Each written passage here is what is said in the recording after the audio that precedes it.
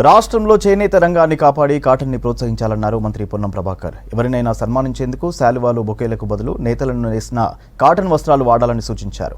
మంత్రులను, రాజకీయ నాయకులను సన్మానించేవారు బొకేలతో కాకుండా పిల్లలకు ఉపయోగపడే పుస్తకాలు, పెన్నులు ఇవ్వాలని చెప్పారు మంత్రి పొన్నం. శ్రేయభిలాషులందరికీ నమస్కారం.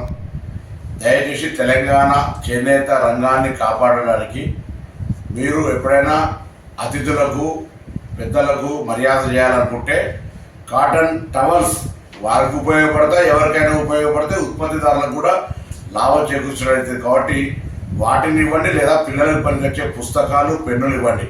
ఇది మేము కప్పుకోకుంటే మిమ్మల్ని అమర్యాదపరిచినట్టు, కప్పుకుంటే దీన్ని ఎందుకు పనికిరాదు, తీసి ఎవరికైనా బయట ఇస్తామంటే కూడా ఇది ఎవరికి ఉపయోగపడేది కాదు. కాబట్టి దయచేసి ఇది ప్లాస్టిక్తో సమానం. మీరు కాటన్కి సంబంధించిన టవల్స్ కానీ, పిల్లలకు ఉపయోగపడేటువంటి పుస్తకాలు, పెన్నులు ఇవ్వాలి. నాకు కాదు, మీరు ఏ పెద్ద అతని దగ్గరికి వెళ్ళినా, మంత్రి దగ్గరికి వెళ్ళినా, అధికారి దగ్గరికి వెళ్ళినా, పెద్దలను గౌరవించాలన్నా మనం రెండు రకాలు ఉపయోగపడుతుంది. ఒకటి చేనేత కార్మికులకు సహకారం చేసినట్టు అవుతుంది, రెండు అవి ఉపయోగించుకునే కుటుంబాలకు ఎవరికైనా కాదు, నలుగురు దానం చేసినా ఉపయోగపడుతుంది. కాబట్టి ఆ విధంగా వాటిని ఇవ్వమని ప్రత్యేకించి దయచేసి వీటికి సంబంధించి మన దగ్గర తయారీ కూడా కాదు. కాబట్టి వీటిని ప్రోత్సహించడం మానుకొని